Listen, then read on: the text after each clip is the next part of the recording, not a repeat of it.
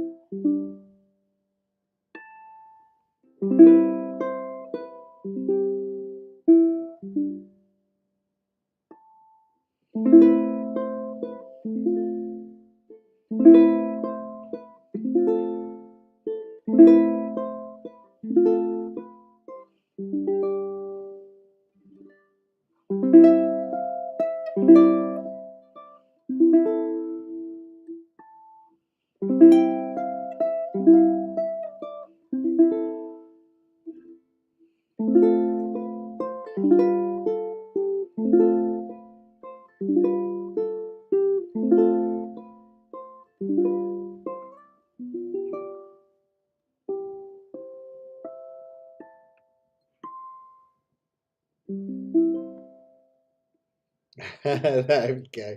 Just a little jingle just to get us all going. I hope you're all doing well. Let's see who's here and then I'll explain how it all works and we'll get cracking with tonight's songs. Just right from the start, as a quick reminder, I'm away next week, so I'm teaching and performing at the Isle of Wight and Bracklesham Ukulele Weekender this weekend. So I'm going to be away next Monday, but we will be back after the week after that. So oh, nice, Chris, you had your shorts on. Wow, the sun must have been shining up there, up on Mull. It's absolutely freezing down here tonight. It wasn't too bad earlier, but I think since the night's fallen, it's it's definitely gone cold and chilly. Oh, even cold and chilly in North California, Shell. Hope it improves from you guys. Oh, cool, fantastic. Brilliant. Well, I hope you're all doing well. We've got some great songs tonight. I'm quite excited. We've got some nice kind of esoteric stuff with the Magnetic Fields, one of my favourite bands of all time. We've got an absolute indie classic with Chasing Cars from Snow Patrol. Um, Oh, even Chile on Oahu. It must be cold everywhere. Oh, it's beautiful in Austin. Nice, Barbara. So yeah, we've got a classic indie classic from Snow Patrol. We've got a beautiful song by Joan Baez, Our People's Choice Chosen by You from the Vaults. We're going to do Diamonds and Rust, which is an absolutely gorgeous song. And there's one other one which I've completely forgotten, which we'll find out in a minute as we go. As always, the theme that there's a theme every week, and the themes are driving in our car. So whether that be a green one, if you don't have a car, it can be riding your bike or walking along. Absolutely fine. I normally just come up with a song I like and then work out what I could do for a theme from there. And I really wanted to do a couple of the ones from tonight. So yeah. Oh, no worries, Paul. We can always catch up later on. We'll get you on the way back. Cool avatar, by the way. Is that you on your bike? That's really cool. Nice. Oh, amazing. That's great to hear, Tim. Oh, lovely, lovely. Good to hear. Fantastic, guys. All right then. So let's crack on. Let's have a look at how it all works, folks. Hi, Kevin. Hope you're doing well. So we have our classic live jam or Kanikapila numbering system rather than chords and words together, which looks something like this. Ta-da! By the way, if you haven't already downloaded these sheets, you can download them completely for free. Thanks to Esther and Karen and Indrani for their work on these, much appreciated. That I send them these very rough notes in my little notebook and they make them into these beautiful sheets. And you can download them for free. There's a link in the description, or you can follow the links in the comments as well to find those. I try and keep them up on screen as well as much as possible. Hi, Lisa. So the first one is a really lovely example where this numbering system can work beautifully. So rather than having the chords and the words together, you guys probably already all know this, but we have this numbering system on the left whereby we stick within a key. This one's the key of G, and we number the chords 1 through to 7. G, A, B, C, D, E, F sharp. Every key has a certain amount of sharps and flats, and the key of G has 1 sharp, and it's an F sharp. Now this song uses the most common of all chords in any key. The 1 chord, which makes you feel at home, like everything's resolved. The 4 chord, which just adds a slight feel of change. G, A, B, C, that's C. And the 5 chord, which is all about just adding a wee bit of tension. G, A, B, C, D. So you can see how it works. And unless I tell you otherwise, each of the boxes is just a measure or 4 beats. So basically we play 2 measures of G because there's a G and then an empty box. Then we play 2 measures of D because there's a D and an empty box, C, and so forth, so on and so forth. So this song is basically the same 4 chords over and over, really simple. So we're just going to play a normal G major. Okay, and let's just do straight 8s just to get us going. Straight 8s is where we strum the on and off beats, just with simple quick down strums like this.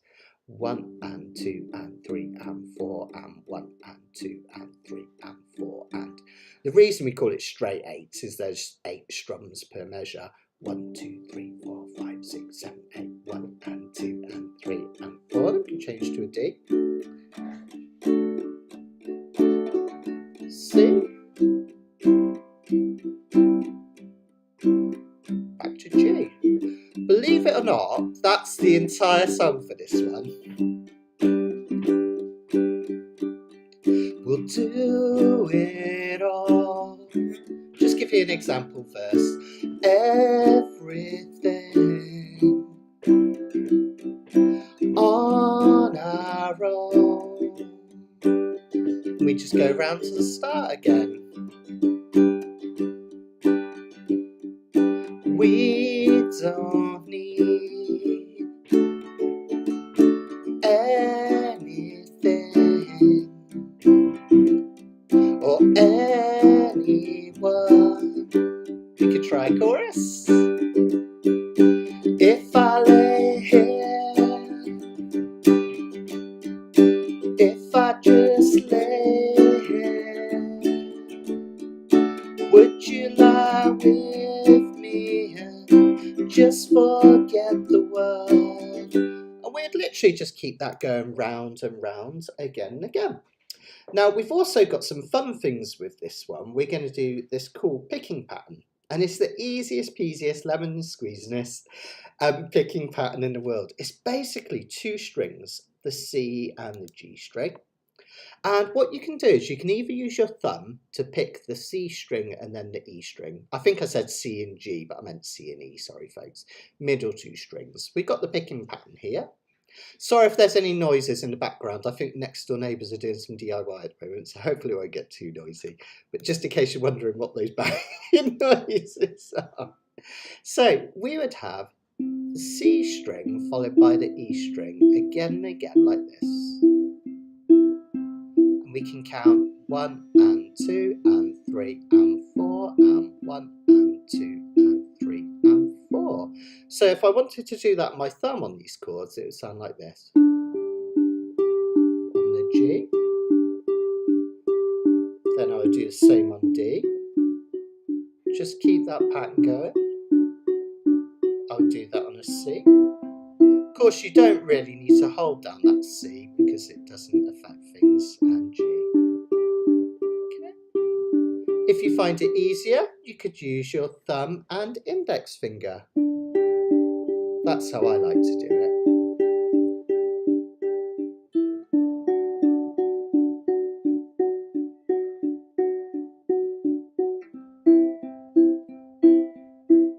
And I go back to G. Okay, there we go. Hi, Nishka. Ah, fantastic. That's great to hear, Diana. Thanks, guys. By the way, if you want to join in the comments, just make sure you've got live chat enabled. And it's really nice. We get this lovely community every week. You can join in, say hello, ask questions. And do ask questions as we go along as well. It's really useful for me to remember things as we go.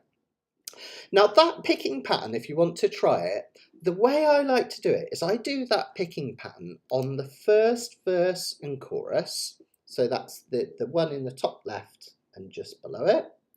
Then on the next verse and the chorus, I strum those straight eights, which I was showing you there. Then I like to do another picked verse here, followed by strums. And then the very last verse, which is really another chorus, but just quiet, I like to pick again. But kind of have a little experiment. Try adding your own bits in. You can either get louder or quieter where you want. And it's all about building up those dynamics to make things more interesting. You notice we've also got a solo here, and we're going to keep that relatively simple. But if you want to try a solo, what we're going to do is we're going to do a verse, which again is still the same 4 chords over and over. But if you want to, you can play some solo notes to have a little go. Now, for the solo on this, you want to use your G major pentatonic. I'll show you the shape. Now, this shape is all available in your scales and reference sheets. They'll look something like this. I'll bring it up. This is available in your description. You only need to print this out once, and you can use this for every Kanikapila we ever do. And if I just flick through a few, you'll see that we've got the common scales that we use to solo on, so on and so forth. I'll actually bring this one up because it'd be quite useful. And we tend to pair up major and minor pentatonics, okay? So this G major pentatonic that I'm going to show you first is this diagram up here. Basically, the notes that we can use are the 5th fret of the C string, going up to the 7th, that's G to A. And then we go down here, 5th and 8, 5th and 8. Hi Passo, hope I'm saying that right. So that's 5, 7, 5, 8, 5, 8. And Indrani? I got sunshine. Yeah, it's a classic, My Girl pentatonic. You can also pair that with the E minor pentatonic, which is a similar shape, starts lower down on 4, 7, 5, 7, 5, 7.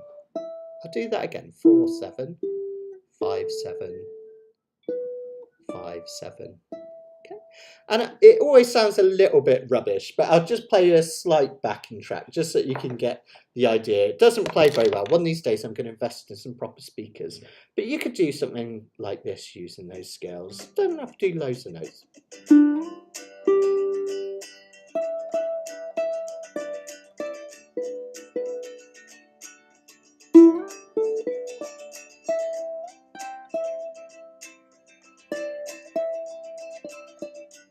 See, I'm not doing crazy amount. Sometimes even just hit one note.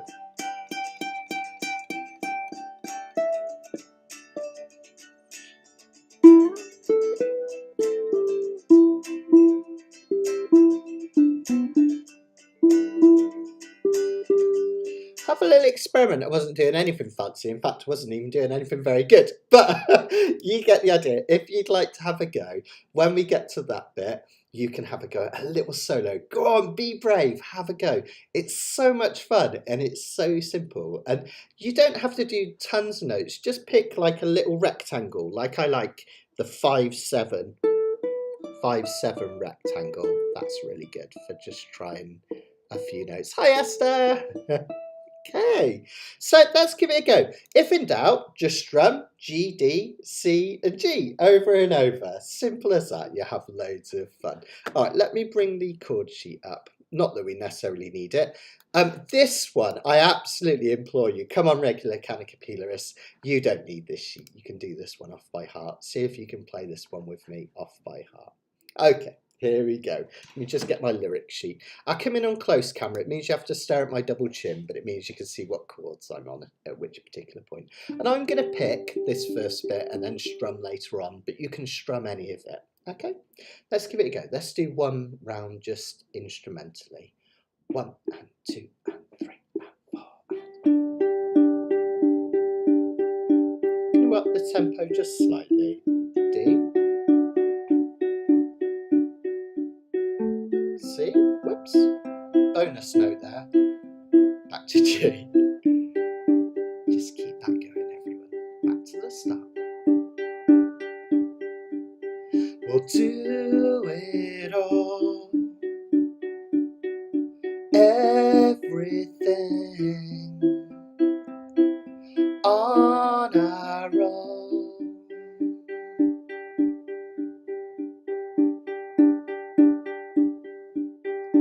We don't need anything or anyone. If I lay here, if I just lay here, would you lie with me and just forget the world?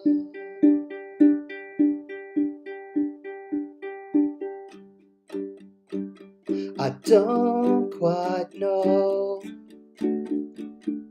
how to say how I feel.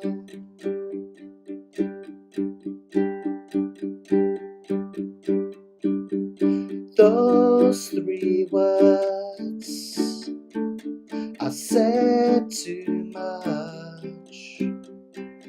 They're not enough. If I lay here, if I just lay here, would you lie with me and just forget the world? Forget what we're told before we get too old. Show me a garden that's bursting into life. Try taking a solo, guys.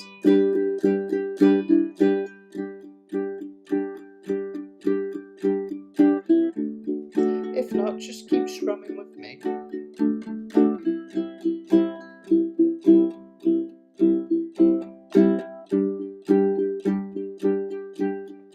Another one?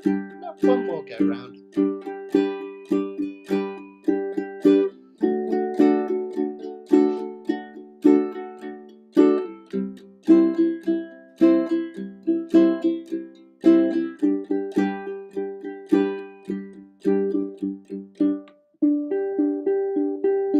Let's waste time chasing cars around our heads.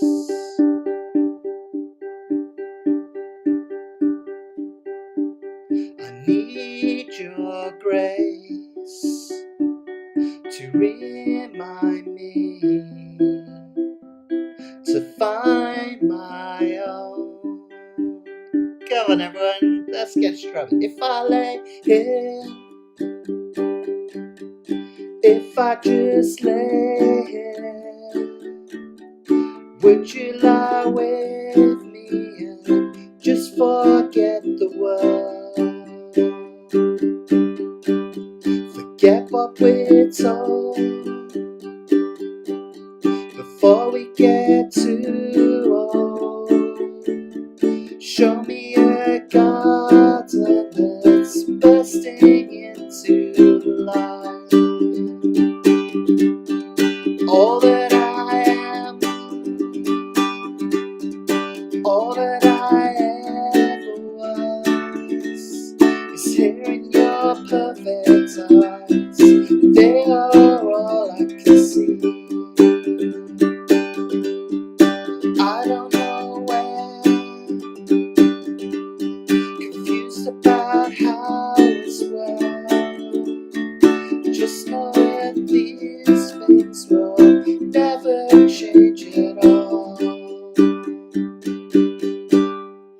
If I lay here,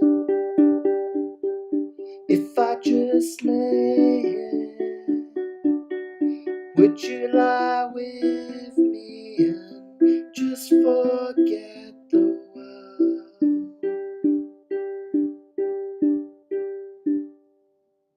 Ah, well done, everyone. Let us know how you got on with that one. Isn't that lovely? I think it's amazing, these songs that you can get. There's so many of them where they're literally just the same four chords over and over. Loads of indie anthems are built on that. And it's those classic chords. 1, the feeling of home. 5, that building tension. And 4, just a little bit of change. And then we resolve to 1 over and over. Amazing what we can create. And in the back of your sheets, you'll find Karen's brilliant, fascinating facts. And Esther's done a brilliant drawing of Snow Patrol on this one. Absolutely brilliant. And so we've got all these facts all about the songs. So it's from 2006, this, from their Eyes Open album. And I always find the Snow Patrol thing really interesting because they were label mates on Jeepster with Bell and Sebastian, who lots of you guys will know are one of my favourite bands of all time. And Bell and Sebastian have kind of simmered away. You know, they were very successful, but not like massively so on the scene. And then Snow Patrol, they're playing kind of, you know, kind of the closet gigs, you know, the little tiny kind of broom cupboard gigs all around the country. And then suddenly they had this song and it's just like belted them up the charts and everything. It's quite amazing. And it's been played, you know, so many people have done this song on X Factor. It's been used on all sorts of adverts, all sorts of television programs and all sorts. And yeah, some brilliant, fascinating facts in there. The fact that they used to be called Polar Bear until they realised there was another band called Polar Bear with a space in between, all sorts of stuff. So check it out. And I love Esther's drawing as well of the dog in the in the wing mirror. Apparently, the Gary Lightbody came up with the title because his dad used to say, "You're like a dog chasing a car. You never catch it, and you wouldn't know what to do with it if you did," which I think is very good. So yeah. Brilliant. Let me know how you got on. So it's yeah, really, isn't it amazing as well? Talking about simplicity, how simple that picking pattern is. Yeah, it sounds so gorgeous. So yeah, have a little go. And perhaps if you feeling confident enough, some of you guys could do a little post perhaps on the Facebook group. We've got a Facebook group called Matt Stead Uke Student Hangout where people have been posting their videos of how they've been getting on with my lessons and Kanikapilas and things like that. It's really lovely. It doesn't have to be something that I've arranged. It can be anything at all, and you can post on there and kind of share with people how you're getting on, which is always really satisfying. And really cool. We're about to hit our 600th member, which is brilliant. So thanks for all your support of that, guys. It means a lot, which is fantastic. Right, let me move these comments out of the way that seem to have got stuck on the screen. And then we'll have a look at our next song. We'll take a little break after that as well, where I can talk you through a few things. Why aren't these comments disappearing?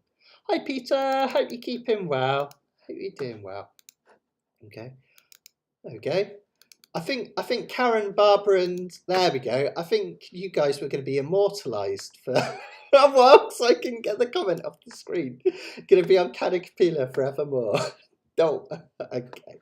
Here we go. Right, let's have a look at the next one then. There we go.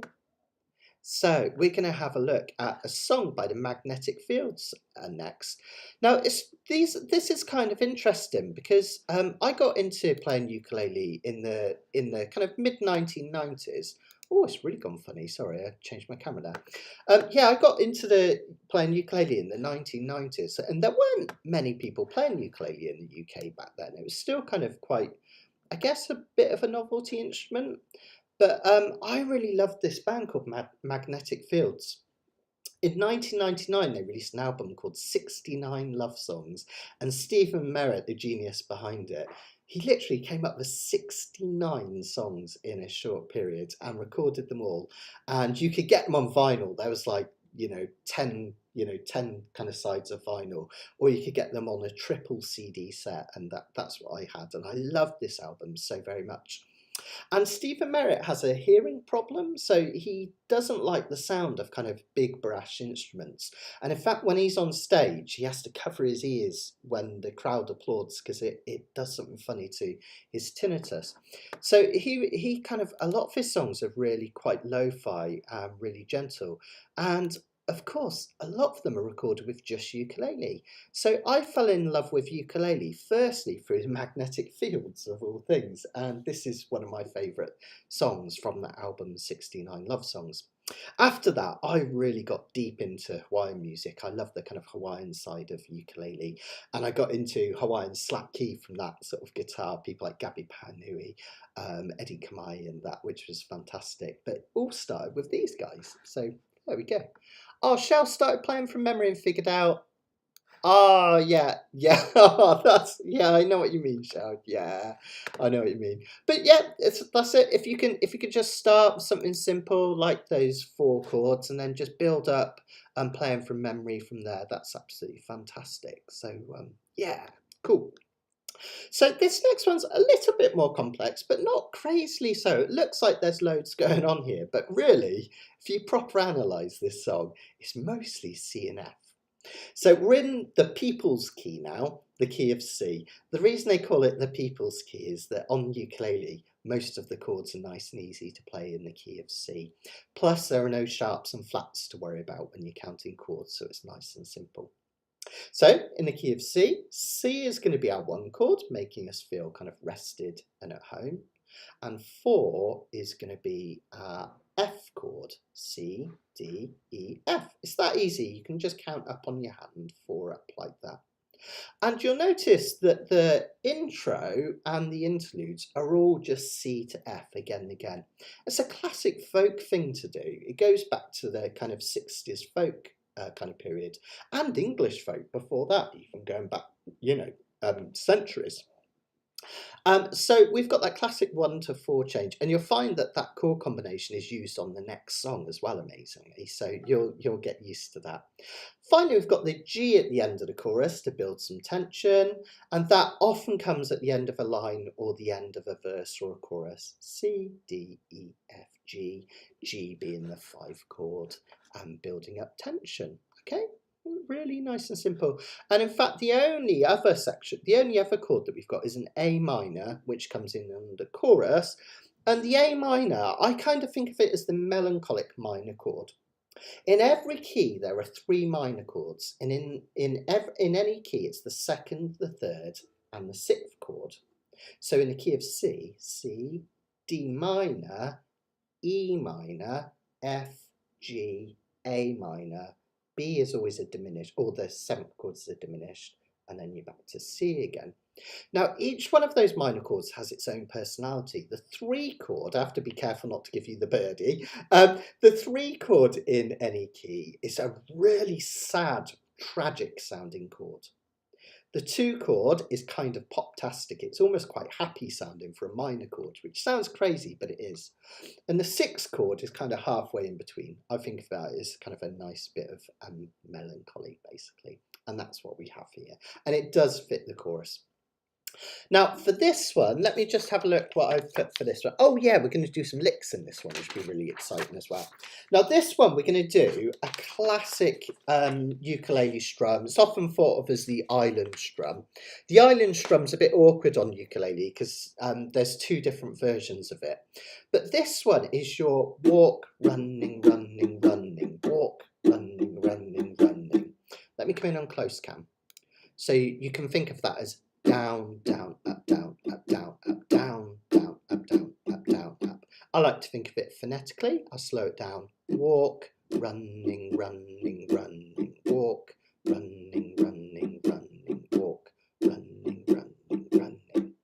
Now I like to add a little bit of variety by putting a touch strum on that walk, the first down strum. So instead of strumming all 4 strings, try this. Try just touching the G string with your fingernail. I'm playing a low G, so mine will sound different. I'm just covering the strings up here to mute them, just so you can hear how the rhythm goes. And for a touch drum, we just come down, touch that G string with our fingernail, and then follow it with a down strum. So that would look and sound something like this. touch, down, up, down, up, down, up, touch, down, up, down, up, down, up, touch, down, up, down, up, down, up, touch, down, up, down, up, down, up. Oh, this one's for Tim, by the way, because I know you love the magnetic fields, as you said. Good man. Okay, so on a C chord, that sounds something like this.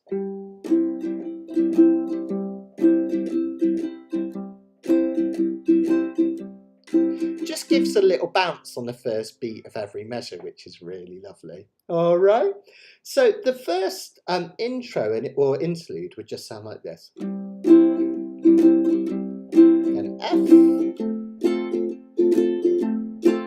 and C and F.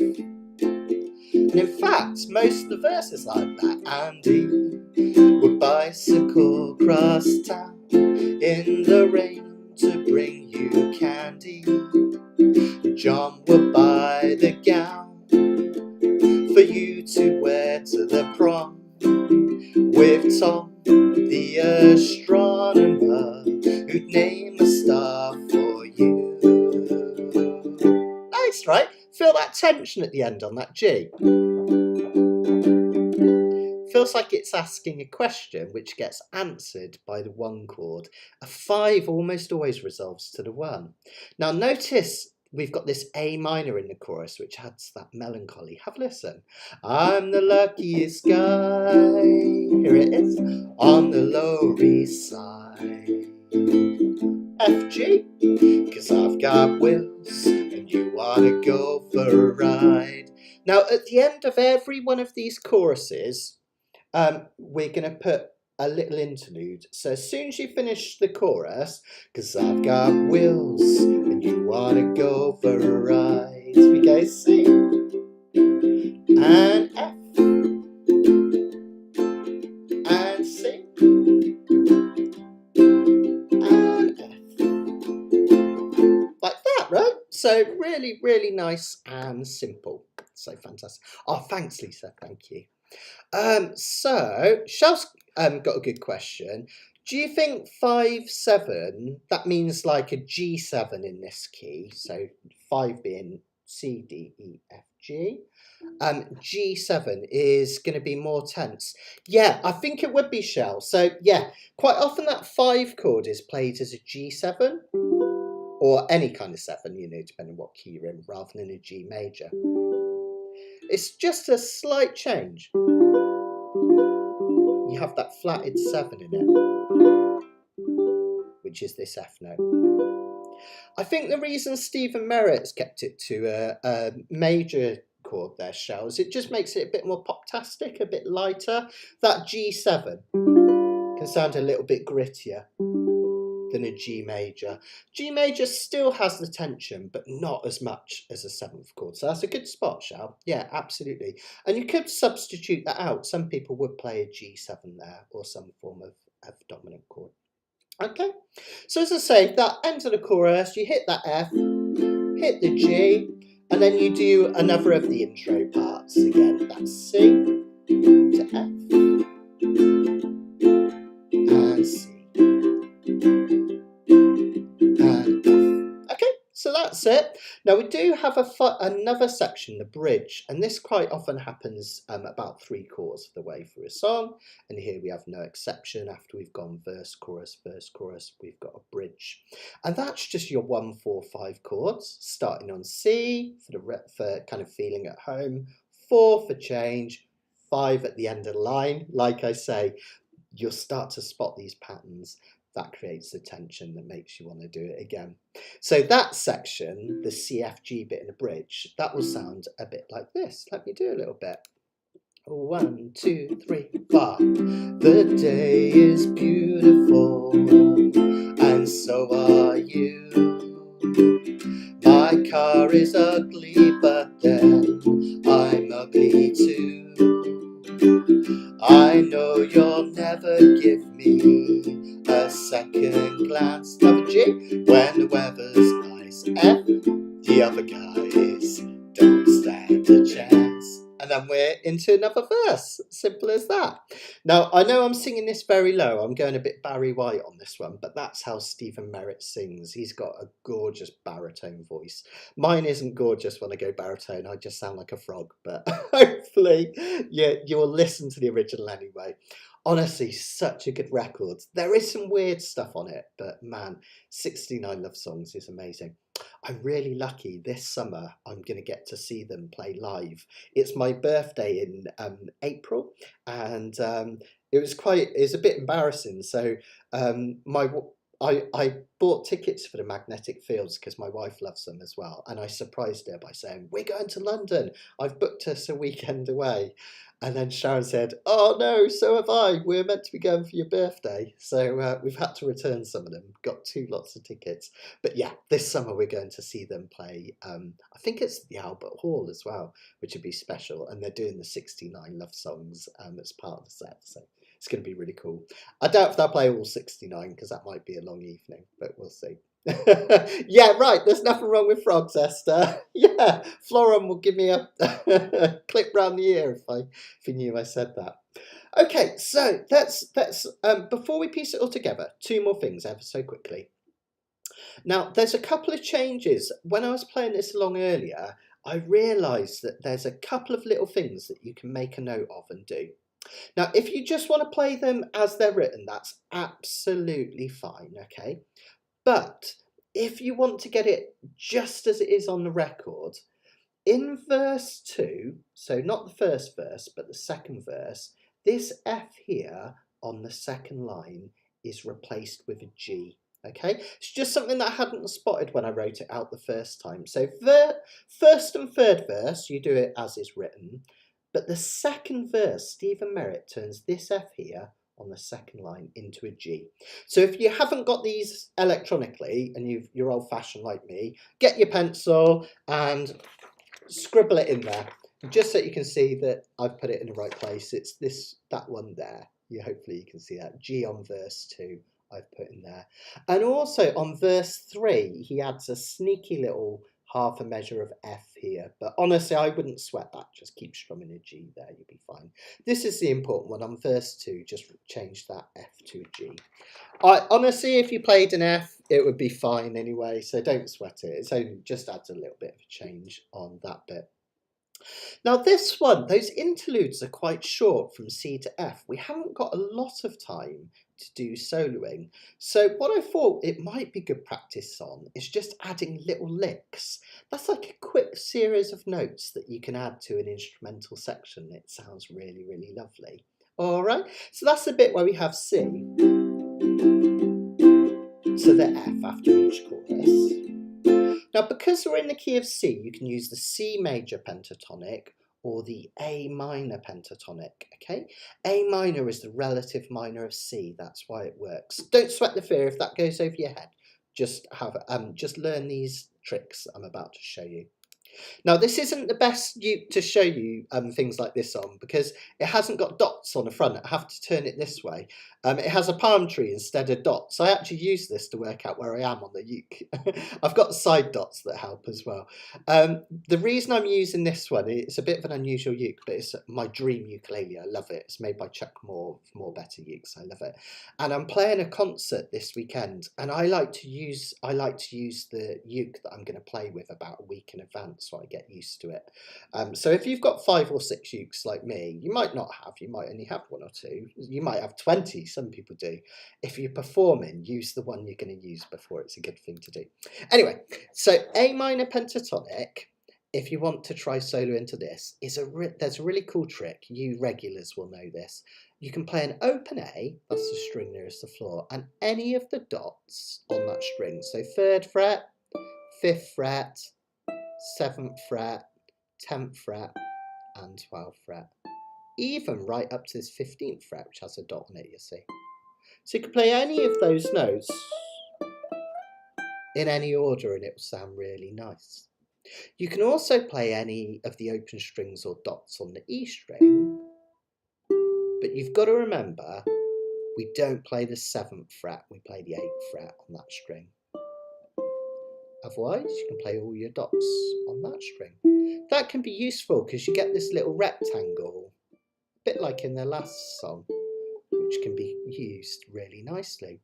So a little lick or riff is where you just put a few notes together in short series like this. Or I might come backwards.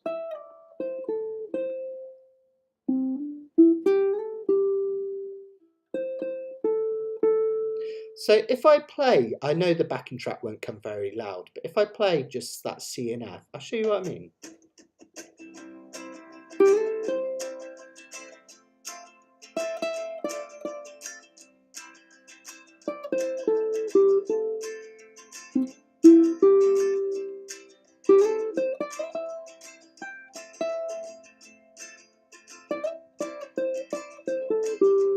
Just a quick series of notes. And you haven't got time for a full solo, but you can just do a few. Now, if you wanted to make them sound like I was doing there, I just like to do a little slide. I'll often hit a note and then slide up 2 frets higher. You could do that on the 3rd fret to the 5th fret of the E string. And I'll often go down there. I might do that 5th fret to the 7th fret of the A string. And you can also put a wee bit of vibrato on if you want to. A little bit of wobble to make it sound nice. All right, so you can do that on any of those little intro and interlude parts if you like as we go. It's always good fun. So yeah. Oh, and Johnny, it doesn't stop. Do you know what? Although I think I'm nearly there now, but after 25 years of buying ukes, selling ukes, I've even had a ukulele shop. I still buy myself new ukes every now and then. It's ridiculous, isn't it? You think I grow out of it, but it never ends. Okay, sorry guys, I'm just going to have a quick swig and then we'll put it all together. And hopefully this will be a nice new song for some of you guys that you can learn and take away. And if you enjoy this, check out 69 Love Songs. Wonderful, wonderful album. Here we go then. So we'll do that intro to get us going. That's C to F. And just follow it along with me. Enjoy yourself. 1, 2, 1, 2, 3, 4, C. And F. Try a lick over this if you want.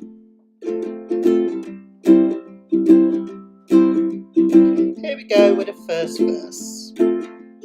And he would bicycle across town in the rain to bring you candy. John would buy the gown for you to wear to the prom with Tom, the astronomer, who named a star for you. But I'm the luckiest guy on the Lower East Side, 'cause I've got wheels and you wanna go for a ride. Little interlude.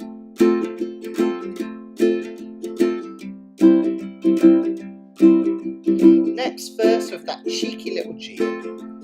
Harry is the one I think you'll marry, but it's Chris that you kissed. Here's a G. After school. Well, I'm a fool, there's no doubt, but when the sun comes out, only when the sun comes out, I'm the luckiest guy on the Lower East Side, 'cause I've got wheels and you wanna go for a ride. Yeah, let's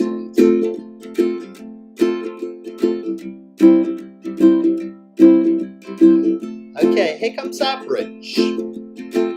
The day is beautiful, but so are you. My car is ugly, but then I'm ugly too.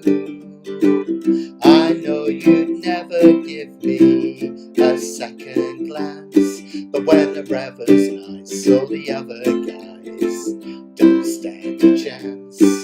I know Professor Bloomin' makes you feel like a woman, but when the wind is in your hair, you laugh like a little girl. So you share secrets with Lou, but we've got secrets too. Well, one, I only keep this heap for you. Now for chorus.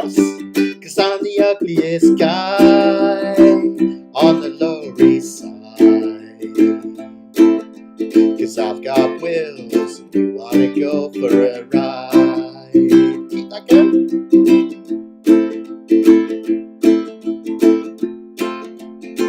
Wanna go for a ride.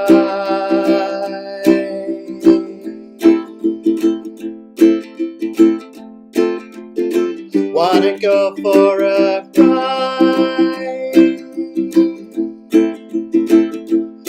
Deep breath. Wanna go for a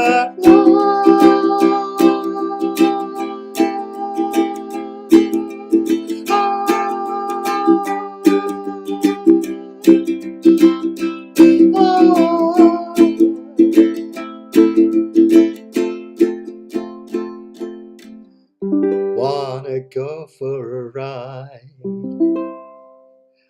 That's a fun song, isn't it? I love it. I love it. All the songs have got a really kind of nice charm to them. It's just absolutely brilliant. Um, one of them's called Cactus Where Your Heart Should Be. Just absolutely brilliant. It's another one. My heart's running around like a chicken with its head cut off. All around the barnyard, falling in and out of love. That's another absolutely brilliant one. Just absolutely fantastic. So check it out. And because I occasionally I put in one for me just because there's a song that I love. Esther's drawn a picture of me doing this. When I was little and I get excited by something, I used to do this with my fingers. So that's a picture of me happy to do one of my favourite songs. Thanks, Esther. I think you've been very generous around the cheeks. I think you made me a bit slimmer than I am in real life. Thank you. I'll chuck you the £5 later on. So fantastic. Yeah, that's interesting. I never really thought about that. It does have a bit of a cowboy feel to it. Yeah, I know exactly. Yeah. Oh yeah, that touch drum does add like a real kind of yeah, a touch of variety to it, which is lovely, isn't it? Absolutely, absolutely. I love a touch drum. It's like a really simple thing to do, just but it really does kind of just lift a basic strum, which is a really good thing to do, isn't it? So, yeah, fantastic. So, just a reminder, because I will be here this weekend, I am going to be away next Monday. So, I'll be on the ferry back from the Isle of Wight. For those of you that don't know, the Isle of Wight, it sounds like an exotic island. It is a beautiful, beautiful place, but it's only a few miles off the coast of Portsmouth. I'm not going anywhere quite as exotic, but I'm really, really excited about it. So this is the Bracklesham Ukulele Weekend this weekend, where we're going to have loads and loads of fun. So I will be away for next Monday, but after that, Kanikapila will be back to its regular Monday slot. And allegedly, if they do what they're promising, I'll have my super fast broadband in by our next Kanikapila. If it is in and it's working, it should make buffering a thing of the past, and it should make my picture a lot clearer. Because when I did it at home with super fast broadband for the Christmas show, everyone said how much better it was. So if that is in by the next Kanikapila in 2 weeks' time, I'm going to do a little happy dance. All right, and I promise I'll do a full happy dance for you so you can see it. So fingers crossed, you'll hopefully that will happen. So thanks, guys. I like that. Share secrets of Shazzy Lou. Shazzy Lou's my wife, for anyone that's wondering. Thanks, Esther. So just had some good news of Harry, who's organising the cruise, and we've had 21 people sign up already, which is absolutely brilliant. So those of you that are coming on the cruise, raise your hand if you're coming, because it'll be super exciting to see who out of the group's coming along. But yeah, selling well already. So if you fancy somewhere that's a little bit more exotic than the Isle of Wight, this is next spring. We're going on a Southern Caribbean ukulele cruise to Aruba, Bonaire and Curacao, sailing out of Fort Lauderdale in Florida. So you could always make a super holiday of it if you're coming from the UK or the US and have a few days in Florida as well, which would be fantastic. So yeah, very exciting. Oh, I know, Peter, honestly, mate, it's like we've had it in a village just literally I live about 2 miles down the road, and we've had it in a village for a few years now, and they've slowly been edging their way up the hill to where I work at Hart's Barn, like this little kind of rural location. And then they got it in the buildings down the bottom, and they've been gradually coming up this hill, digging under, putting this fibre in, and thank goodness they finally made it to the barn. So they've just got to fit it, and yeah, it's been a very long time coming. At one point I thought I was going to go and find another unit, but it is happening, so it's all good. Right, so I think that's mostly what I wanted to tell you about. Oh, there was one more thing, if I can find it, and there's our next live lesson. So we have a live lesson every 2 weeks, and the next one, I don't know if I can find it actually. Oh no, there it is. Yeah, I can. Fantastic. And the next one is happening not this Wednesday, but the Wednesday after. Ah, Kevin's going to the Isle of Wight. Yay! Brilliant, Kevin. I shall see you there. Fantastic. Oh, thanks, Lisa. I will do my happy dance for you. So this is going to be my next live lesson. Now, this has created a bit of a buzz. I did do a workshop very similar to this a couple of years ago, and it went down really well. But so many of you guys have started up since, I thought it'd be really useful to do it again, but expanded and in a bit more detail. So we're going to work out how songs work by ear. So this is going to really help you Kanikapila regulars, and that's the reason I wanted to do it. So you'll be able to listen to songs on the radio and start to work out, okay, what key is the song in? Where's the tonal centre? What are the chords that are likely to come up, and can I work them out by studying their personality? And we're going to really dig into this, and I'm going to give you actual pieces of music, either played on CD or by me on ukulele, and you're going to see if you can do it blind, see if you can work out these songs, and I'll talk you through it. I'll hold your hand over the whole kind of period, if you like, the whole workshop, teach you how it works.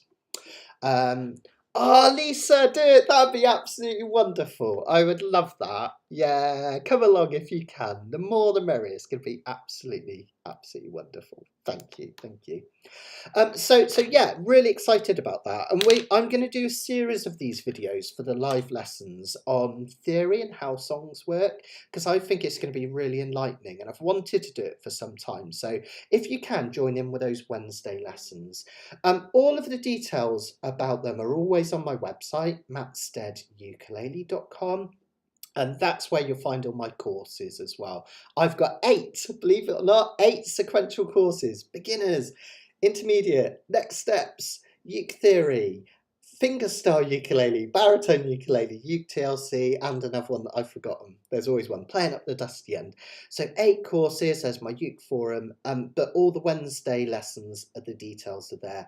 And if you subscribe to my website, you can either do silver subscription for £8, which gets you 3 courses, or £10 for everything. And if you subscribe, you get the worksheets for the Wednesday lessons at no extra cost as well. So that's included in the membership. So well worth doing. If you haven't become a member, it's a brilliant thing to do.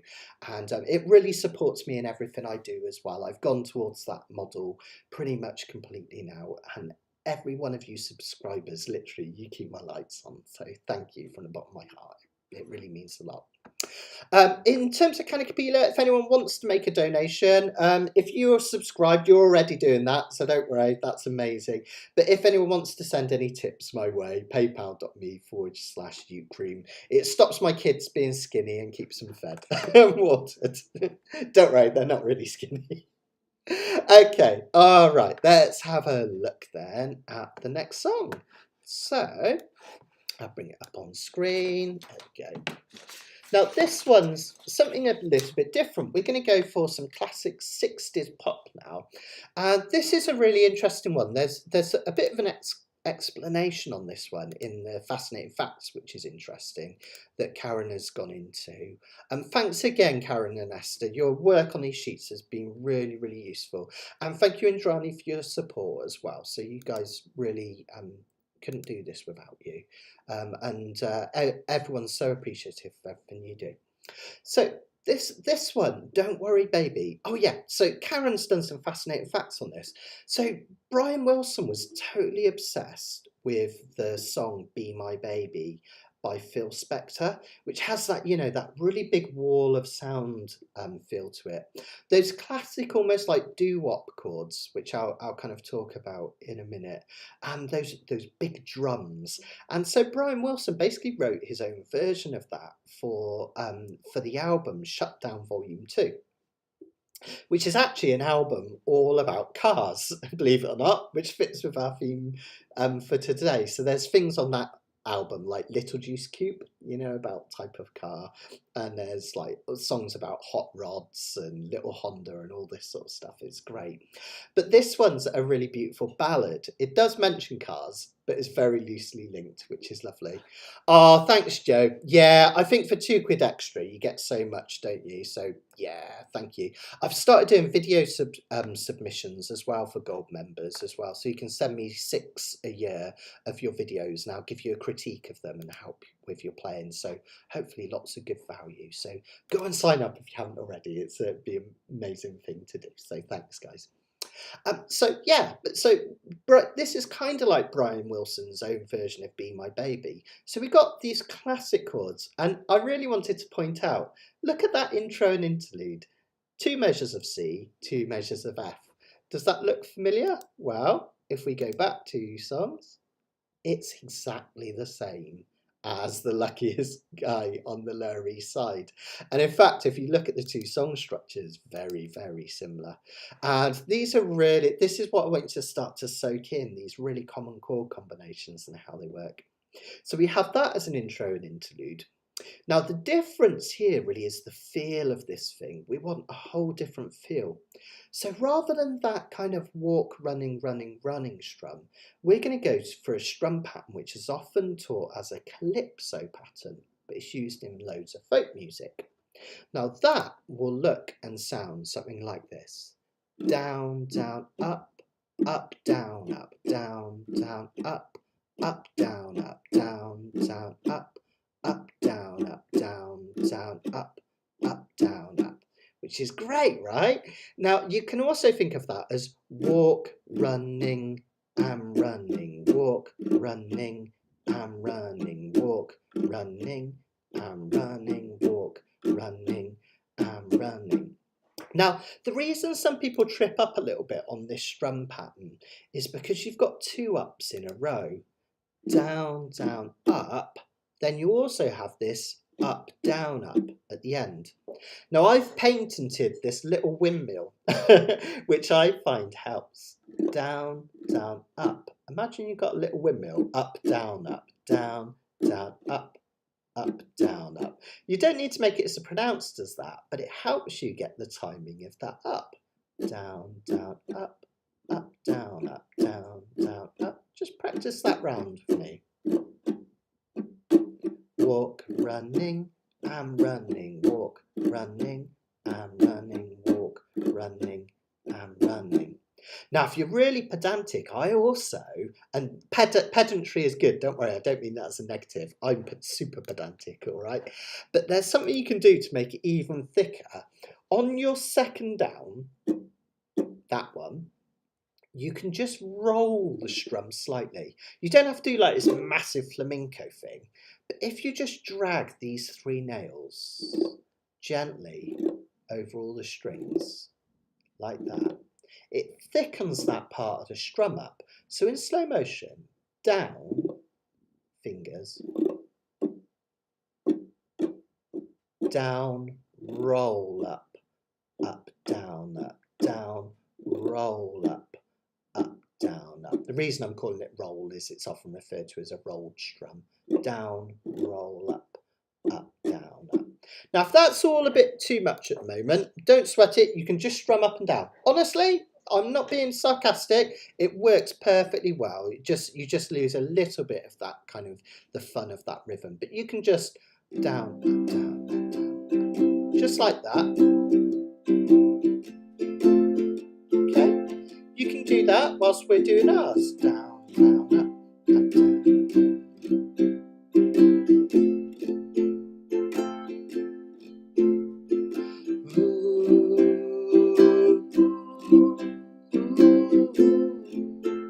I need all the Wilson brothers behind me. Ooh.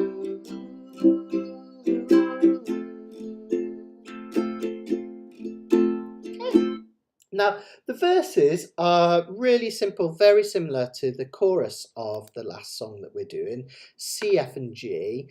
Just notice we have 2 measures of C, 1 measure of F, 1 measure of G. That will look and sound something like this. Oh, let me just get my lyrics up. Let me just move that there. 1, 2, 3, 4. Well, it's been building up inside of me for I don't know how long. I don't know why, but I keep thinking something's bound to go wrong. Now, by the way, again, this is, oh my gosh, I've just had to sing like a song that's way too low for me. And this one, Brian Wilson sings in falsetto. I'll try my best, all right, to sing it in falsetto, but I might break a few windows. Now, after that, we want a little bit of melancholy. So we have 2 minor chords coming in. And hopefully, if you're not a robot, which you're not, you should feel a tug at your heartstrings when we play these next chords, because that's what minor chords do. We have a D minor to a G. Feel that kind of sadness rising. E minor, which is the heartbreak chord. Really sad. So A7. Okay, I'll explain that A7 in a minute, but let's just try it from that D minor. 2, 3, 4. But she looks in my eyes and makes me realize. There we go. Now that A7 is key. Whenever we play a dominant 7th chord, and a dominant 7th chord is just a fancy name for any chord which has a 7 after it and not a major or minor, like C7, G7, D7, or in this case A7. Well, any dominant 7th chord, it wants to resolve to a major chord that is 5 below it. Now I find it's easier to count up than down. And the first chord of the chorus is D. In fact, we have a key change. The chorus is in a different key.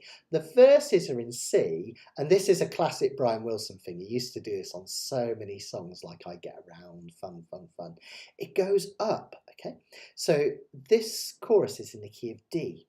Now, if we count up from D, D, I'm having to think here, E, F sharp, G, A. A is 5 above D. So that A7 is really clever. It wants to go to the D chord, and that's why Brian Wilson has put that there. Really sweet, isn't it? And I've called that the 5 of D because it's 5 above D. All right.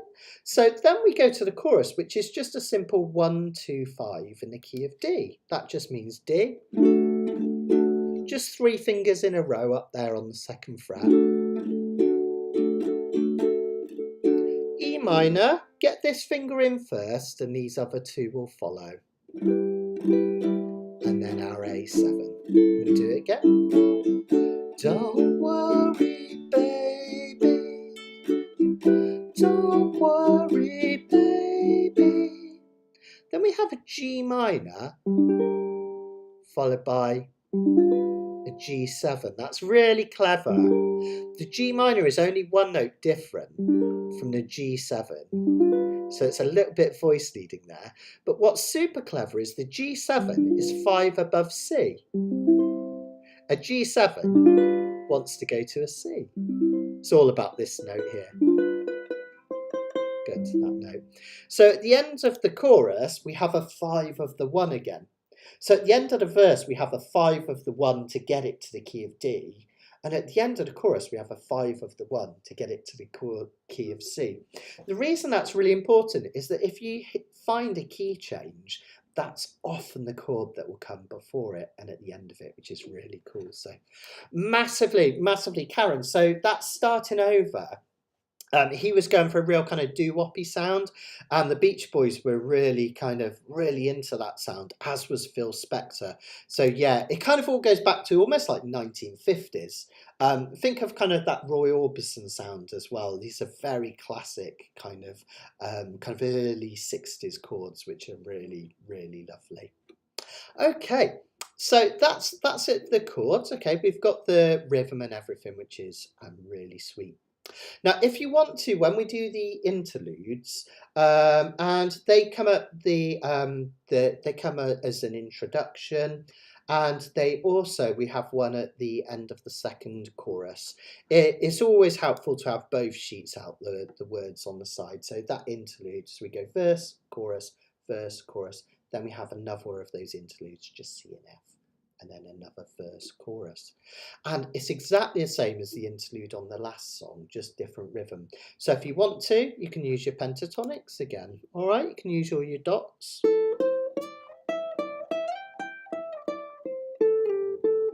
See if you can come up with a little lick. Or if you're not sure, just strum C and F with me and you'll be absolutely fine. Just to go over ever so quickly that G minor, because I realised I did that quite quick. A G minor it's kind of like a G7. You all know your G7 probably.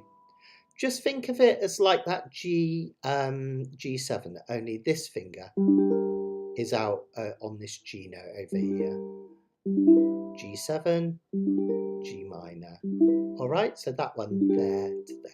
You can probably get away with just playing G7 for that measure and you'll be absolutely fine. It's only 2 beats of G minor and 2 beats of G7. So it'll be like this. 1, 2, 1, 2. And then you're back to another verse, basically. All right. So I think we've covered most of it. Yeah, as I say, interesting song, this one. Off Shutdown Volume 2. Interestingly, there wasn't a Shutdown Volume 1 by the Beach Boys, but there was a compilation album by Capitol, who the Beach Boys were on, featuring loads of bands called Shutdown Volume 1. So it's a bit of an unusual kind of thing, this. And if you're into these things, the words are by Roger Christiansen. Roger Christian, not son. I think I just put that on the end and I made it up. Brian Wilson used to come up with all the melodies and the chords and the harmonies, and then he used to work with other lyricists. So in the early days, it was Mike Love, his cousin. Then he got people in like Roger Christian, Gary Usher. On the famous Pet Sounds album, he used Tony Asher as his lyricist, and then later on in Smiley went on to work with Van Dyke Park. So yeah, that's it. Esther, goodness, I'm glad you're on the ball. Yeah, you're quite right. You do need to move 2 fingers for G minor to G7. I was having a funny 5 minutes there, because of course you need this finger down here for the G minor as well. Sorry guys, I was having a funny 5 minutes. I think I said to keep that on there, didn't I? Okay. So G7, G minor, here, think like an F chord, move down, and then G7. All right, that's it. Lovely little change. Okay. Yeah, you got this. As I say, if in doubt, just strum G7 for that measure, and you'll be absolutely fine. Let's give it a go, guys. Now, this might hurt a few ears, but I'll try and sing it falsetto. Now, the chorus is one of those ones where there's harmonies happening. So, whilst Brian Wilson's singing Don't Worry Baby, Carl Wilson and Al Jardine are singing Everything Will Turn Out All Right. Now, I can't do both at the same time, so I'm just going to sing Don't Worry Baby. You can sing the Everything Will Turn Out All Right if you like, or you can just sing Don't Worry Baby with me. Is a G minor, Shell? Yeah, G minor 7 would be this one, but we do want full G minor. All right. Okay. Fantastic. A G minor 7 would actually work there, to be honest, but yeah, we'll go for full G minor. All right. Let's give it a go then, guys. From the top, I come in on close camera. 1, 2, 3, 4.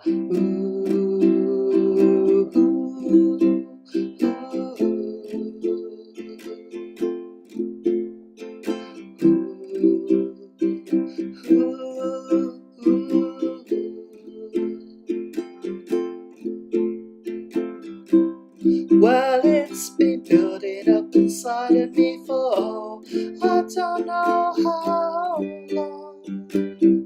I don't know why, but I keep thinking something's bound to go wrong.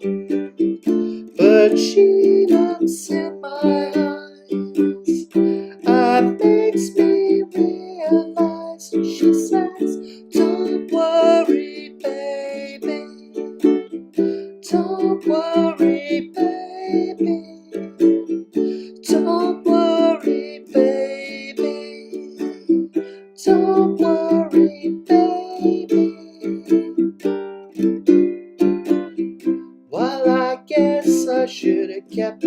much up when I started to brag about my car. But I can't back down because I pushed the other guys too far. She makes me come alive and makes me wanna drive. And she says, don't worry, baby. Don't worry, baby. Don't worry, baby. Don't worry, baby. Ooh. It's a little, try a little leg. Or just C to F.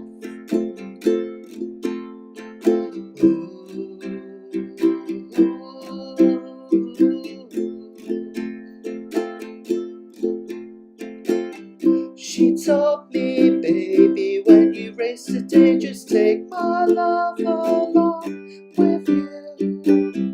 And if you knew how much I loved you, baby, nothing could go wrong with you. Oh, what she does to me when she makes love to me, and she says, don't worry, baby.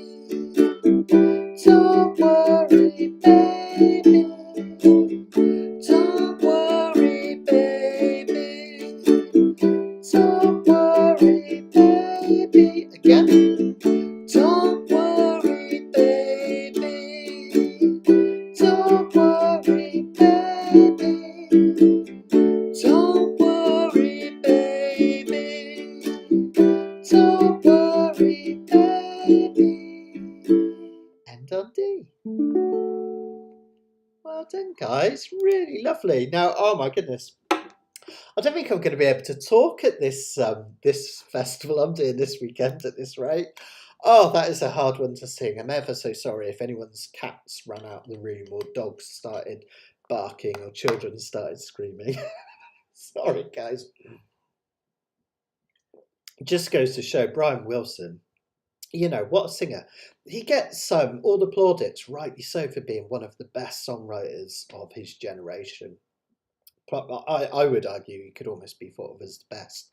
But his vocals as well on those early Beach Boys records, the falsetto, was absolutely beautiful. And then when he blended it with his brother Carl, who was his younger brother, and then his brother Dennis, who was the youngest of all, Brian was the eldest of the three. Oh, such beautiful harmonies. And then you have Mike Love, who is their cousin. Used to do all the low bits, right? Bar, bar, bar, bar, baran. And then you had Al Jardine, who came in on bass. The original bassist, I think, was David Marks, wasn't it? One of those bands that had like a million different members over the years. But yeah, absolutely fantastic. And isn't that beautiful? So that's from Shutdown Volume 2, that one. And really, really unusual because a lot of the rest of the songs are really pop-tastic ones about cars. Okay, right. We've got one more to do, folks. So that's, I'm just going to pull my sheets up. So this next one was our People's Choice. Actually, before I do that, let's just find out how you got on. Let's see if there's any comments. Yeah, me too, Sheila. And obviously, I can't do it justice. But when you hear those beautiful vocals in the chorus, especially of this one, the blending of those harmonies was just so beautiful. Absolutely love the Beach Boys. And it's so nice because they've got such a wide repertoire. You've got those early kind of surf songs, haven't you? Songs about girls and cars and stuff. Then you've got Pet Sounds, which has got like really sophisticated jazz voicings and all sorts going on, really emotional. Then you've got the craziness of Smile, all the kind of out there psychedelia stuff. Then you've got like 70s Beach Boys where they went really kind of soul. You know, they had those two members, what they called from the band Flame. Charlie Chapin, was it? And I forget the other guy's name. And they did all those kind of soul albums, like Holland, such a good album, and Carl and the Passions, fantastic. And then you've got cheesy 80s Beach Boys, Bermuda, Bahama, come on, pretty mama. So much to check out there. It's just such an amazing band. I was obsessed with the Beach Boys for many, many years. I was lucky enough to see the Beach Boys play when they got back together with the original members. Got to see him play at Wembley, which was amazing. Also got to see Brian Wilson play a few times as well, which is a real pleasure. It's kind of sad because Brian Wilson, he had lots of bouts of depression and illness, as well as being addicted to drugs and stuff, and his mind took a heck of a pounding. And his wife, Melissa, isn't it? Melinda passed away a few weeks ago, and he's gone into conservatorship with people looking after him now, because I think he's struggling to cope without her. So yeah, quite sad. Oh, Esther's pointed out, by the way, quite right, Esther, that in the back of your sheets, I'm not going to read them out because I can make the most amazing joke in the world sound really, really boring. I'm going to blame my West Country accent or something. I don't know what it is, but in the back of your sheets, if I can make them the right size instead of tiny, let me just try that again.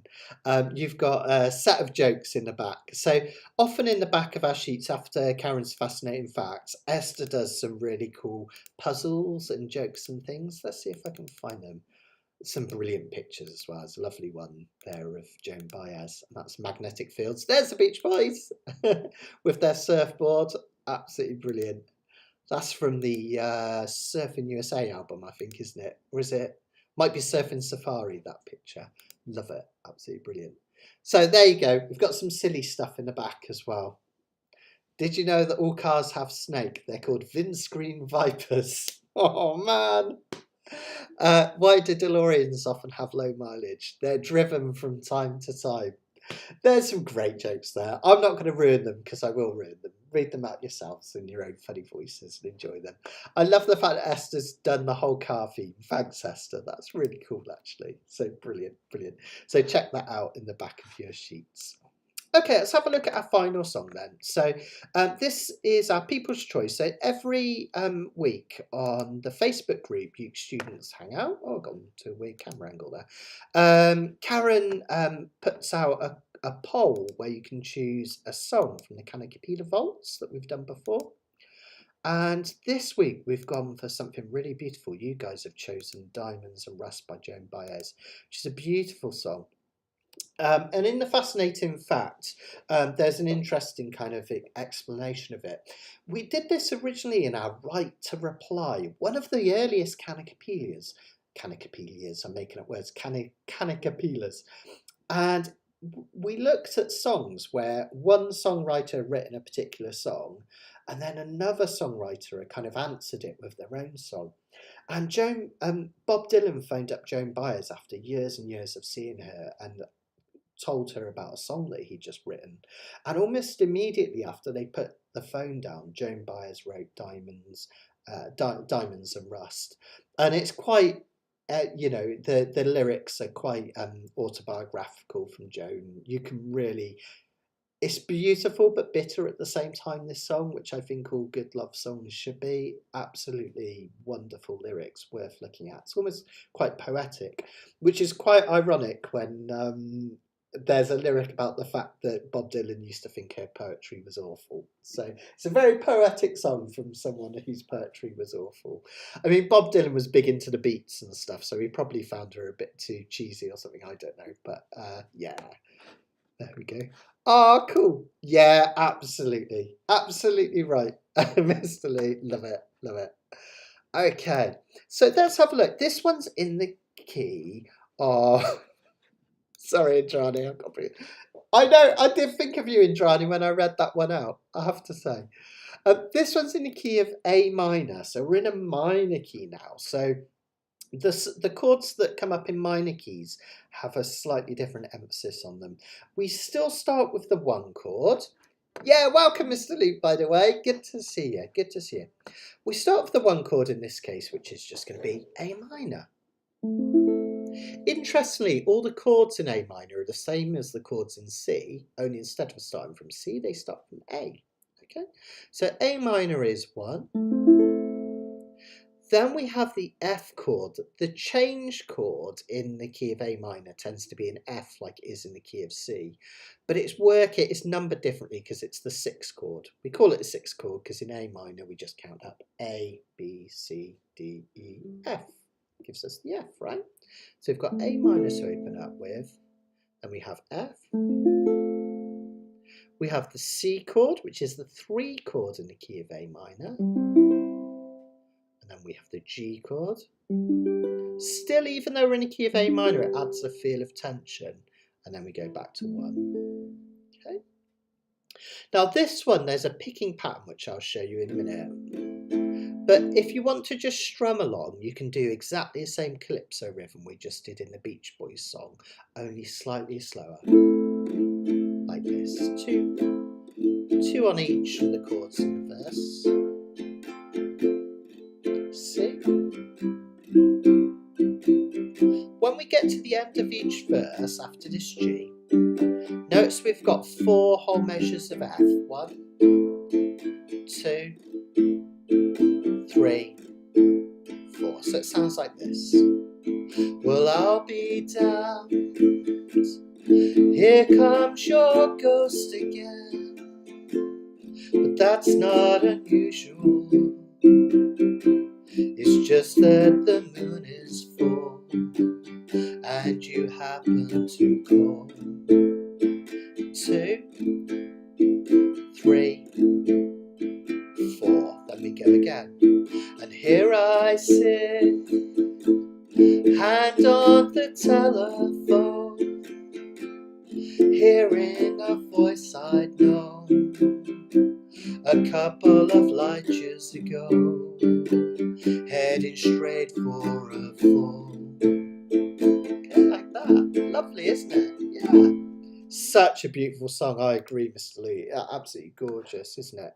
Indrani, you should have a go. I think you've got the look of Joan Baez about you, Indrani. So this song would suit you and your voice. I think it would work well for it. So you should definitely do a version of this. It'd be lovely. Now, the verses just go on and on. This is like a lot of folk songs, ironically, like a lot of Bob Dylan, but, you know, I'm not going to say kind of Joan Baez was influenced by Bob Dylan. I'm sure she was, but Bob Dylan was influenced by Woody Guthrie, right? So, or the other way around, sorry, you know what I mean. So Bob Dylan took from Woody Guthrie. So, and Woody Guthrie took from other people as well. So it all goes back, right? But these are kind of it's a classic folk thing to do, to perform in a minor key and just have verse after verse after verse, okay, again and again. There is one other section, which is the bridge, which comes up in after the 3rd verse. And this one goes to the E minor chord. Now, even in the key of A minor rather than C, that E minor still has a kind of a heartbreak quality about it. And you'll often find that bridges in minor key songs go to the 5 chord in minor, A, B, C, D, E. And it's still an E minor, just like it is when we play E in the key of C, okay? Now you can do an E minor like this, which is what I'll kind of do, like a D minor moved up and this finger down, just because I'm playing low G, and I find if I do this E minor, this one dominates a little bit, so I'm going to play it like this probably. But you can just do a normal E minor, 1, 2, 3, going upstairs, okay? Now this one, there's like a million syllables in this bit. Now I see you standing, brown leaves falling around and snow in your hair. Really, there are that many syllables as you go. But in terms of strumming, E minor to D minor, not too bad. We go again. Now you're smiling out the window of that crummy hotel over on Washington Square. Then we go to F. Our breath comes out, white clouds mingles and hangs in the air. Now the next one is interesting. We've got a B flat chord that shouldn't fit in the key of A minor or C even. But it does add a real wistful folky quality. Now it's just like this E minor shape, moved up and over. Okay, kind of looks like an E minor, doesn't it? Moved up and over. That's the way I think about it. Or you can think of it as like a B flat, but instead of having the bar here, you can just lift up. So 3, 2, 1, 0.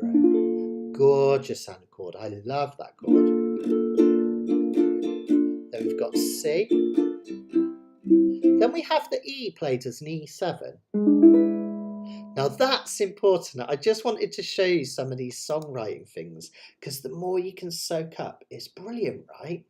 This E7 is the 5 of A, and it takes you back to that verse, just like the G7 took you back to C, or the A7 took you to D in the last song. It's acting as the 5 of 1, 5 of A. So that E7 makes you want to go to an A minor because it's 5 above it. Clever, right? It's really, really nice. Oh, that sounds nice. Oh, Nick Drake. I love Nick Drake. Yeah, I'm a massive Nick Drake fan. I was introduced to him at university, yonks ago that was. I had a lady sit on my bed and woo me with Nick Drake, and ever since that, I've been absolutely in love with Nick Drake. I love his songs. Pink Moon's my favourite album, but I love all of them. I just absolutely love them. So yeah, if anyone else, if you like this kind of dark kind of quite soulful folk music, check out Nick Drake. His stuff's beautiful. We did one in a Kanikapila, didn't we? I think we did Northern Skies, I think, going back when, which is really lovely. Okay, now you can also do a picking pattern to this one. I haven't written it out because we didn't do this the first time we did it, but there's a couple of picking patterns you can do if you want to. First of all is our simple inside out pattern, where we hold down a chord such as A minor. This sounds better if you've got a re-entrant tune uke, a high G. I'm playing low G tonight. And you pick the inside 2 strings with 2 fingers, followed by the outside 2, like this. Inside, outside, inside, outside, inside. You can do 2 of those per measure. Well, I'll be damned. Here comes your ghost again. It's not that unusual. Or you could do a simple top to bottom G, C, E, A in terms of strings like this.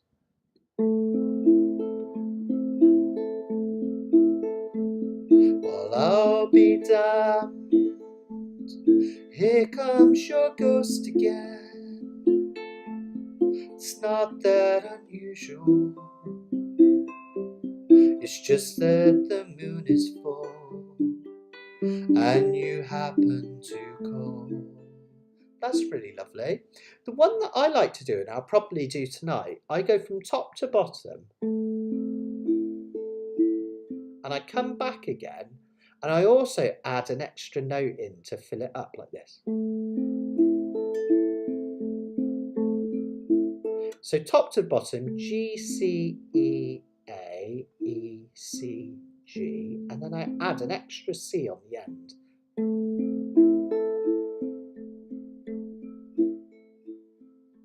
Okay. Have a little experiment and you might be able to do some beautiful finger picking on this one. I think I'll probably finger pick through much of this one because I think it sounds really, really beautiful. But you guys remember, you can just strum as well. Absolutely fine. Just keep that calypso strum going. Yeah, Pink Moon's great, isn't it? The song as well as the album is a cracker. I love how stripped back it is as well. It's lovely. Okay, all right, so that's your strum pattern. Now I'm going to stick an instrumental after the second verse, okay? In terms of structure, this one goes verse, verse, verse, bridge, verse. Nice and easy, right? And I'm going to put an instrumental after the second verse. Now, if you want to do a solo, you can use the pentatonic trick we tried earlier, all the dots on your A string.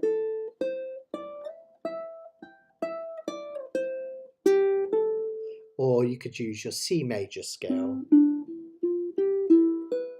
because it's a relative major, or C major pentatonic. All these scales are in your scales and reference sheet. So if you're not in doubt, just pick a few notes of that A minor pentatonic. 0, 3, 5, 7 or 10, or your dots. And you can come up with something really quite beautiful just using those.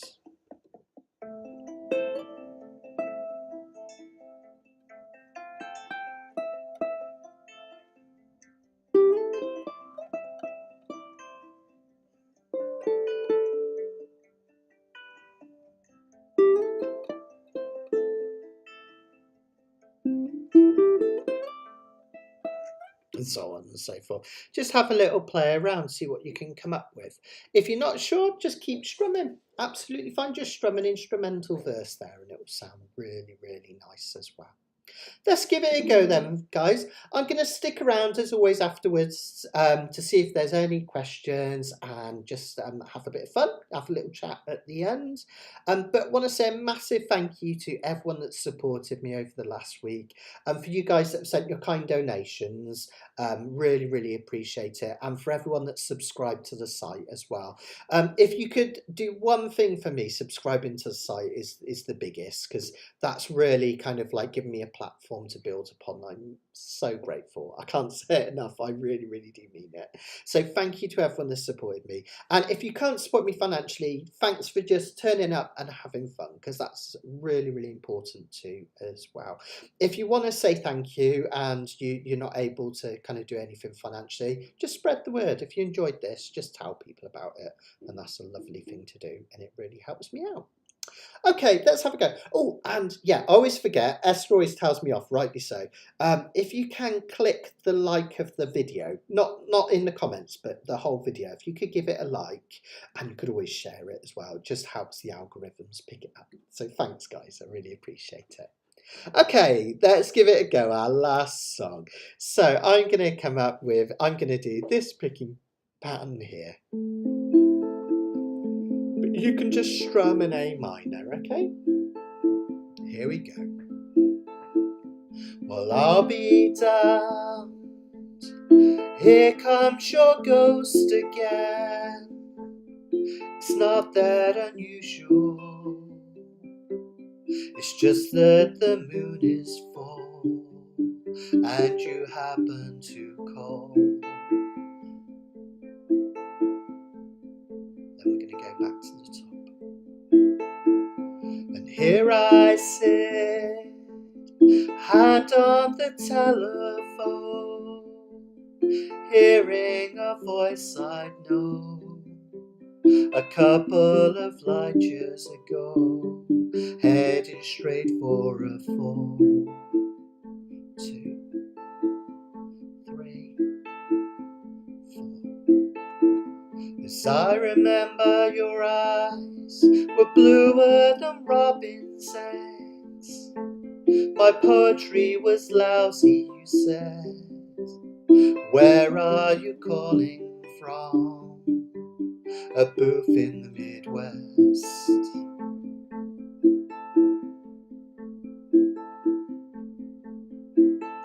10 years ago, I brought you some cufflinks.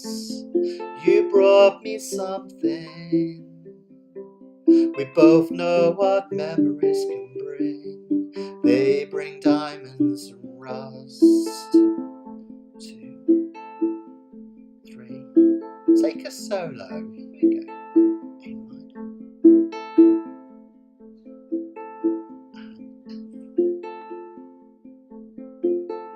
And C. And G.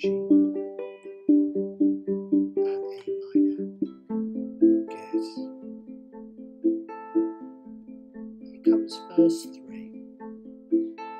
Well, you burst on the scene, already a legend, the unwashed phenomenon, the original vagabond. You strayed into my arms.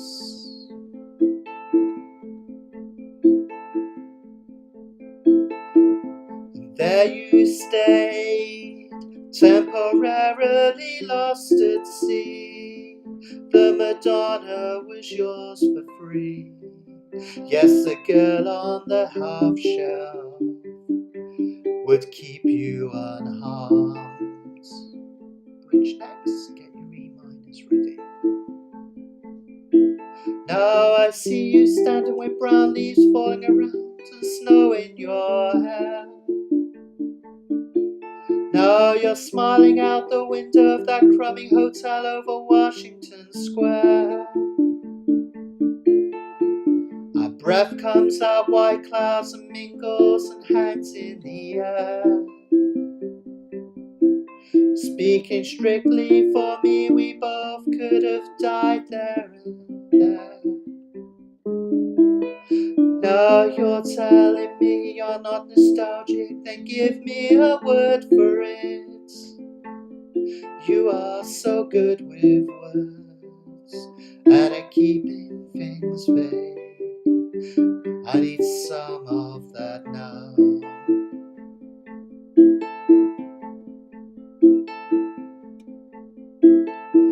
It's all come back too clearly. I loved you dearly, and if you're offering me diamonds and rust, I've already paid 2, 3, 4. Well done. Yeah. Oh, that is an absolute sweet song, isn't it? Yeah. I know what I know what you mean, Indrani. Yeah, totally, totally. Young was phenomenal. And I bet he was back in the days as well. Oh my goodness. Bit of a street urchin. Oh, I love it. Love it. Yeah, absolutely. Go for it. Go for it. That'd be great. Share and share around. Definitely. Definitely. Such a beautiful song. So yeah, absolutely love that one. Joan Baez was a wonderful musician, wasn't she? She was such a great musician. She was beautiful at that. She was able to sing these really poetic words, and I found that quite tricky because the syllables, especially in that bridge, they come and go so fast. It's quite difficult to kind of sing and weave those words in. But she'd do that whilst playing these beautiful kind of Travis style picking techniques, which were really hard to do as well. Well, I think she's an absolutely wonderful musician. I love Dylan as well, so they're all good, and they made up later in life. So I've seen them on documentaries together. It's all good. So yeah. Oh, good. That's all right. You can always solo over the sung bits as well if you want to, Esther. Don't feel you only have to save them for the solo parts. Go for it. It's a lovely one, isn't it? So yeah, mine too, Barbara. Absolutely. It's just beautiful, isn't it? It's beautiful. And Esther, I've got to say, your drawing of Joan was really gorgeous. I'll see if I can bring it up for everyone to show you. It's on the lyric sheet. Really lovely. Where is it? Go.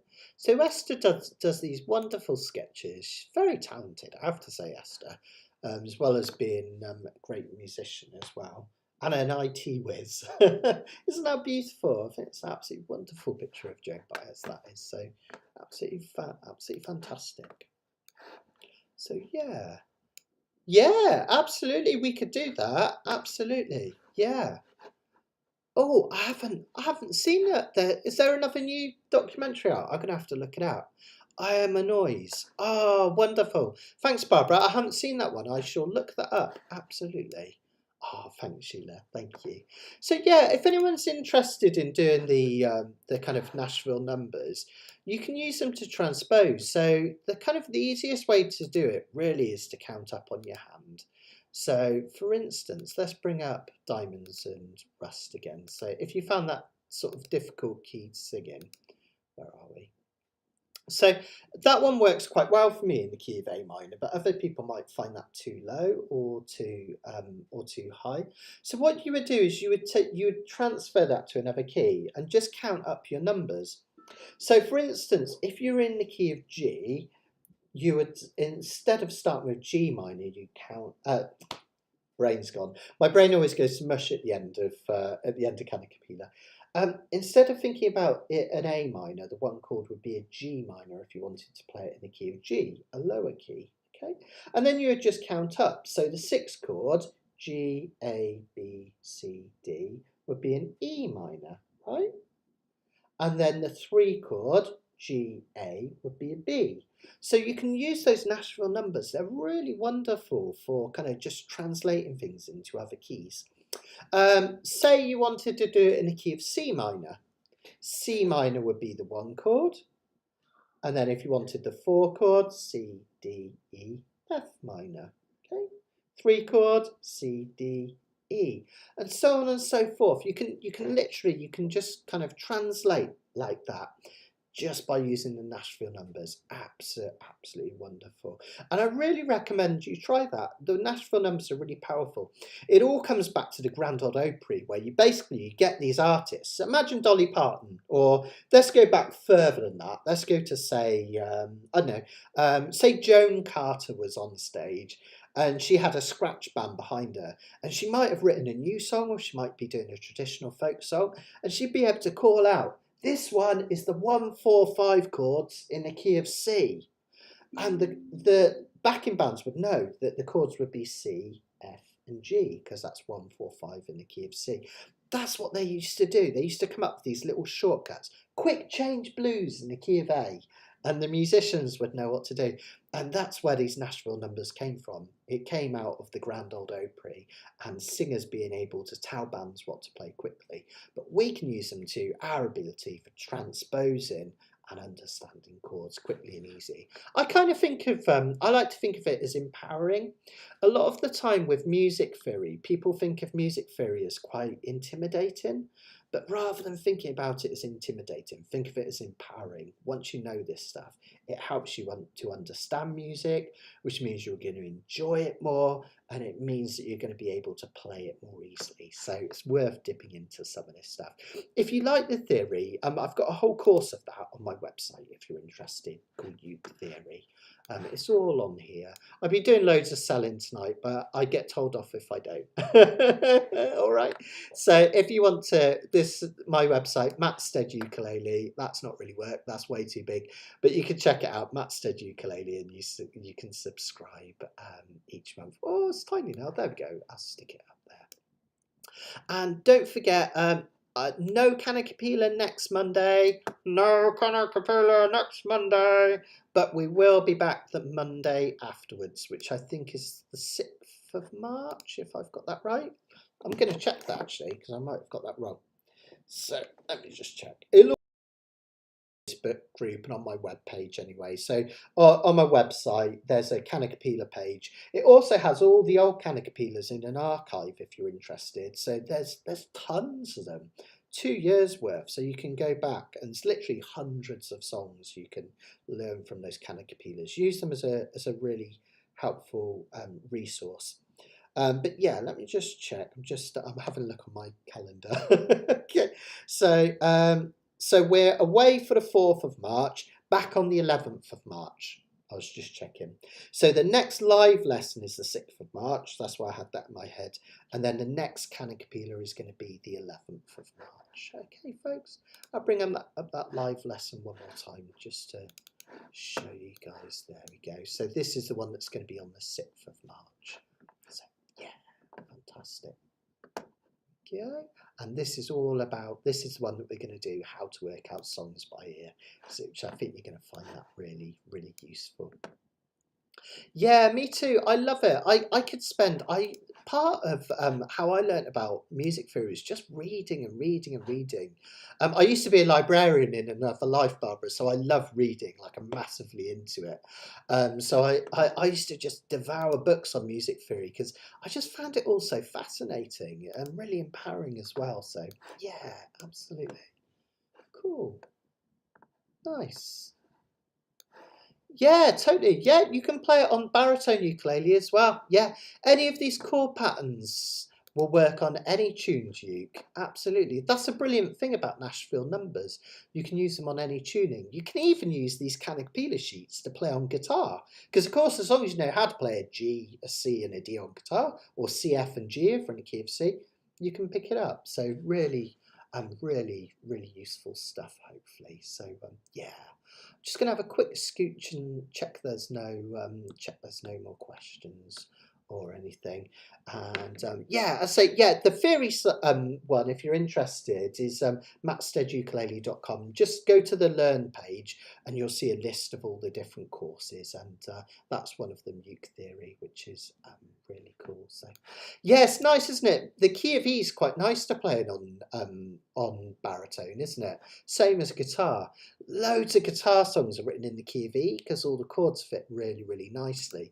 But of course, in the key on ukulele, E major's a horrible key to play because of the E major and stuff. Although it's worth learning it anyway. So yeah. Karen does a schedule of the Kanikapilas and all the live lessons and everything on the Facebook site. So check it out so you can check just to make sure when we've got them and everything. Right, guys, my voice is starting to go all croaky, so that means I need to head off and have a drink and get something to eat before I lose it. All right, well, thanks so much again for all your support and patronage. Really, really great to have you. Thanks for your friendship, and I will catch you in 2 weeks' time for the next Kanikapila, or a week and a half for the next live lesson. Maybe I might see 1 or 2 of you on the Isle of Wight. See you there. Take care, everyone. Much love and a happy uking. Bye.